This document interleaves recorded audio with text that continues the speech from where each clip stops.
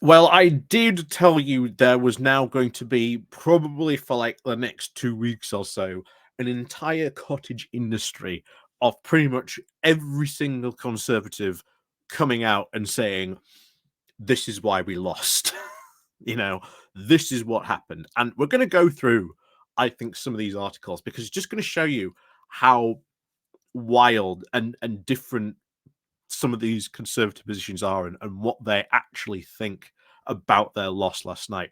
We already heard from Daniel Hannan, and I have no doubt Daniel Hannan will probably write something again because it's Daniel Hannan.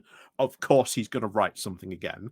But we've actually got something from a somewhat moderate Tory called Gavin Barwell, and he was the MP for Croydon Central between 2010 and 2017 before serving as Chief of Staff to Theresa May. So this seems to me to be someone, I think this person was thrown out maybe when Theresa May, maybe left when Theresa May was going on, but he's written, I think, a rather interesting piece. Whether Conservatives once again will actually listen to some of this stuff is another thing, but we'll see. But I think he makes some very interesting admissions. Like I say, do let me know down in the comments what you think to all this, because I think some of these reasons for the loss, explaining the loss, are going to be quite revealing, certainly about the mindset of where some Tories are, as opposed to, I think, others. And I think showing you something like this maybe shows you maybe where some of like the quote more saner, and I use that in quotation marks, saner Tories are this morning, especially where Gavin certainly Barwell is after this defeat. So before we move on into this, please do remember to click on the like, share, and subscribe button if you are new. Like I say, let me know what you think to this down below in the comments. Let me know what you think about this as well. We're going to be commenting on it as well. But of course, as always, there's the Patreon page as well. There's the Buy Me Coffee link down below as well. There's the YouTube thank you button. And of course, there's the Pony Club down below as well. So let's crack on into this. This coming from Conservative Home. Trust me, I think we've got a lot coming from Conservative Home. Henry Hill, massively doomering as well. Worrying that some Conservative safe seats that were won last night have now become Labour safe seats. But let's see what Gavin Barwell has to say. So he starts off with this. You do not need to tell me that yesterday's results were catastrophic for our party. Some of us have been warning about the likely consequences of the strategic mistakes the party has been making for several years. But the last thing we need now is personal recriminations. That's too late. That's already going to start. Trust me. We need to agree on, which is going to be impossible, on what went wrong, but also focus on what we need to do to put it right, not a blame game. Sorry. Sorry, Gavin. Too late. Too late for that, almost certainly. So his first point is concede and move on. And I think this is kind of interesting. So the instinct of ex-ministers when the Labour ministers now inevitably attack our record will be to defend it. This would be a mistake. Okay. So his advice, don't defend 14 years of Tory management. Just accept it and move on. But he says the British people have now made up their minds about the last 4.5 years. I'd say it's more than that. Every minute we spend telling them that they're being a bit harsh would just be a minute wasted. It will just confirms in their minds that we still don't get it. We should now focus on trying to hold Labour to account for the promises that they have made to the British people and trying to develop a credible alternative vision for the future of our country. They ain't going to do that. Oh boy, they ain't going to do that. Anyway, number 2, recognize the electorate isn't going to be very interested in hearing us for a while. So for 14 years, he says, we have now dominated British politics. Our most senior MPs have been able to set government policy. And in the chaos in the light of the last 8 years, the chairman of the 1922 committee and leading figures in the ERG, the New Conservatives, and other various factions have now become household names. Those days are now over. At least he's admitting that. At least he's admitting that. We are now a very long way from power, and the British people aren't going to be very interested in hearing us for a while.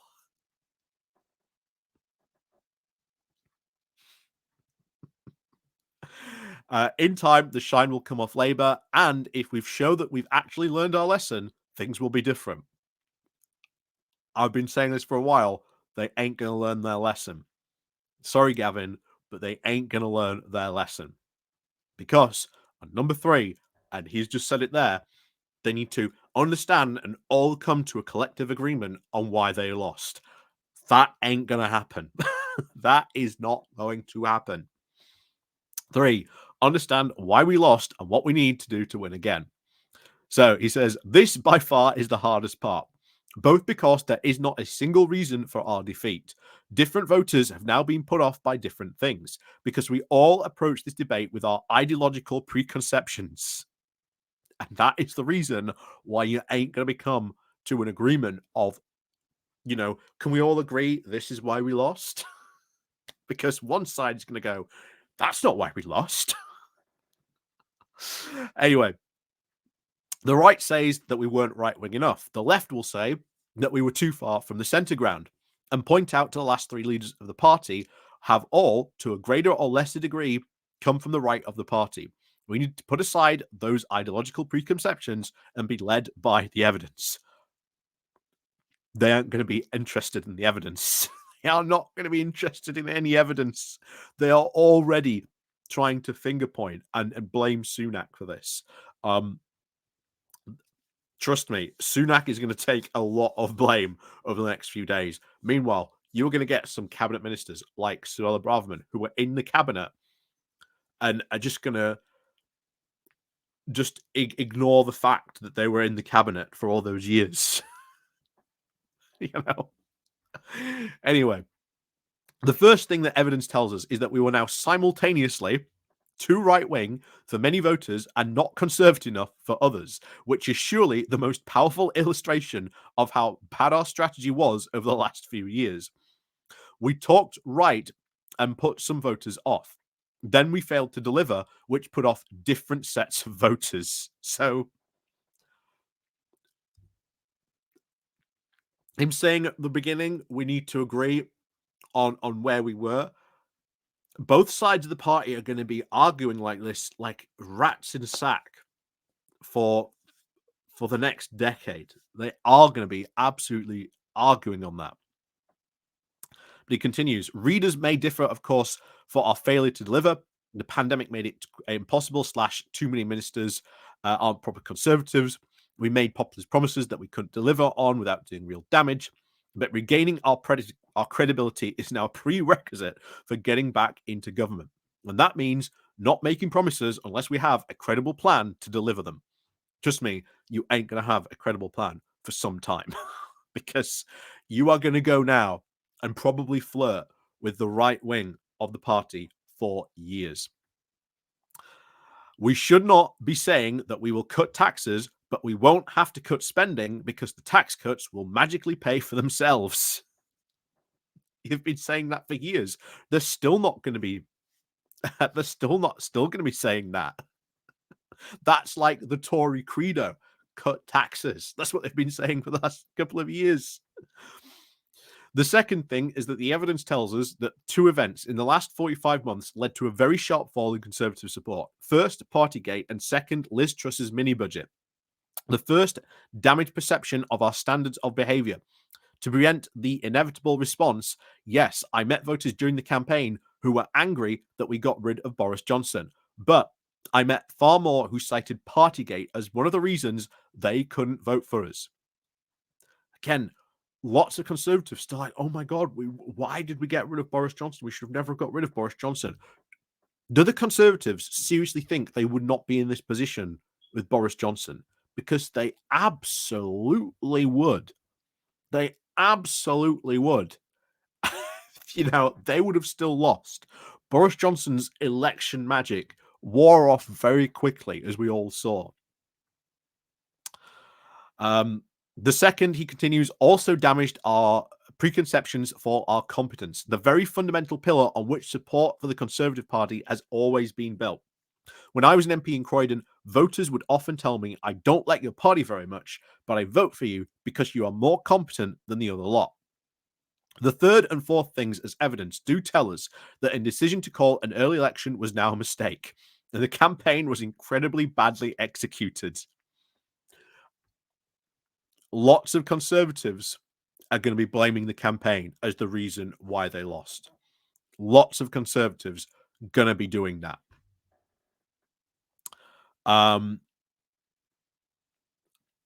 But here's some of the things about the three strategic things and the challenges that he says they now have to face.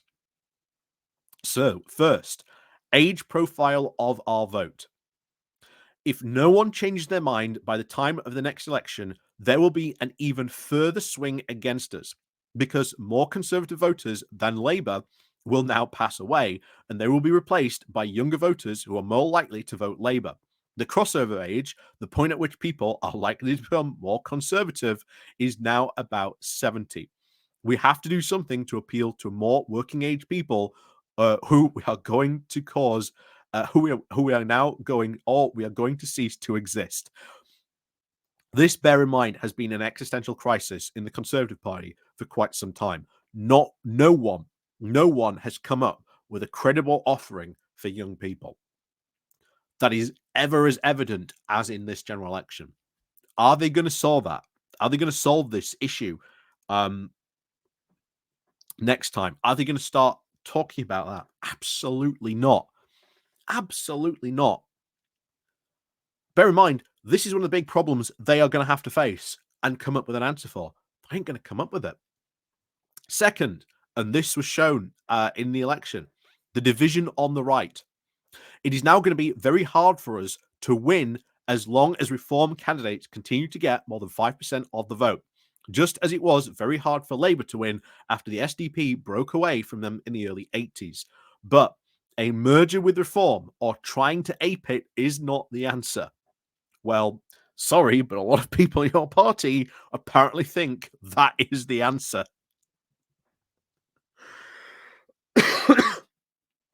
Farage has just tried to destroy us. He does not offer credible solutions.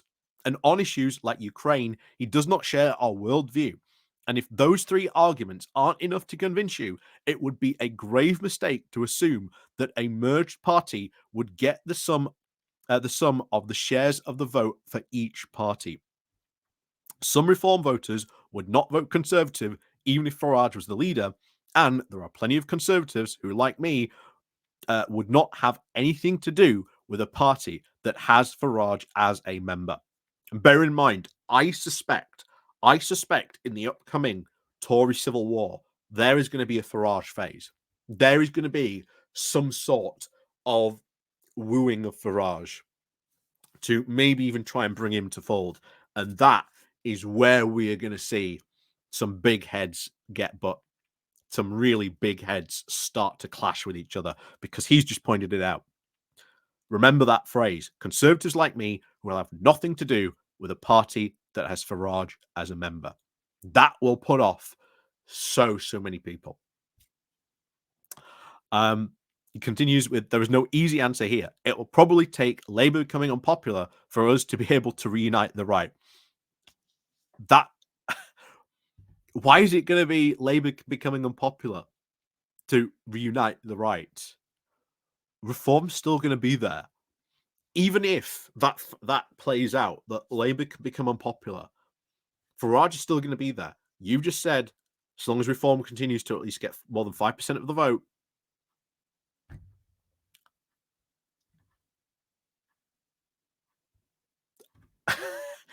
even when I'm agreeing with some of this guy's stuff, he can't even be honest about some of the problems that they're going to be facing. Like, Farage is actually going to be a serious problem for them.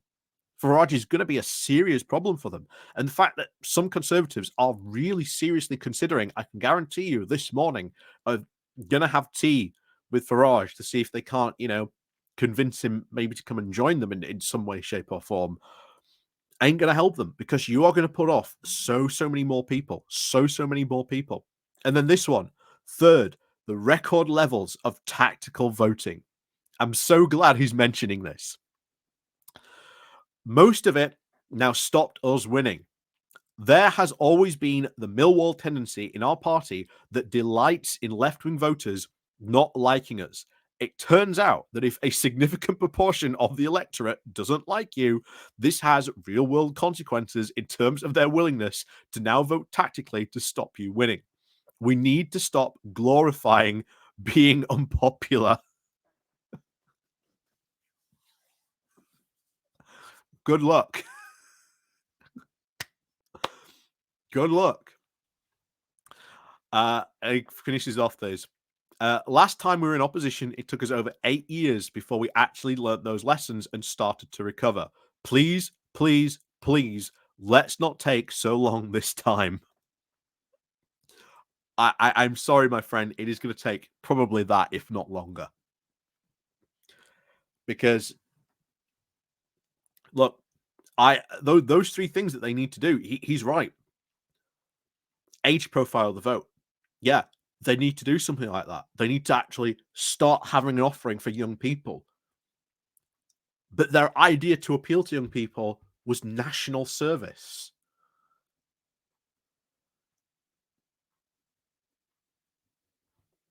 What are they going to do to appeal to young people? Second of all, the division on the right. He is right about that. That is going to be a constant problem. What are they going to do about Farage? How are they going to take on Farage? They're not. There will be a part of the Tory civil war which will heavily involve Nigel Farage in some way, shape, or form. And if they accept Farage, the Tories are going to lose a lot of people. Maybe even MPs.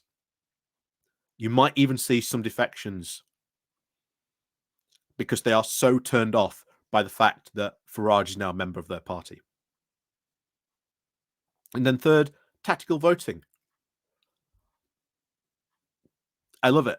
His answer to that is, we need to stop glorifying being unpopular.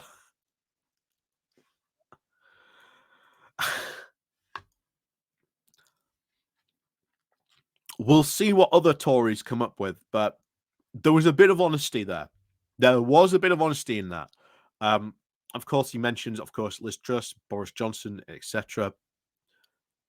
But still obsessed with just that era, not the whole 14 years of what went wrong and what they did policy-wise and things like that. Still no actually talk about actual policy, just scandals. But as he said there, yeah, we've been in power for 14 years. If someone attacks our record, just don't defend it.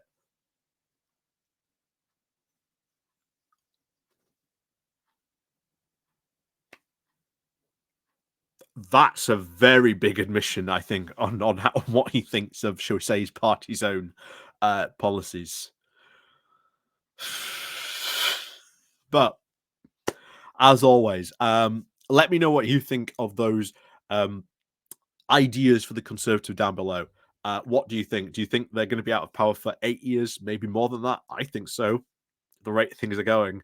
But yes, make no mistake, the Tory civil war and probably not yet. I think the Tories are still in doomerism mode at the moment that they lost. Maybe this weekend we will start to see some more stuff, but who knows? Maybe some stuff will come out today. But as always, thank you very much for watching. Like I say, let me know what you think down below as well. And of course, there's the down below where you can join the Patreon page, the Buy Me Coffee link. We can buy me coffee, the YouTube thank you button, the Pony Club as well down below. Thank you very much for all the help and support you guys show the channel. Like I say, you can also click the like and share button on your way out. And of course, as always, we'll see you all next time.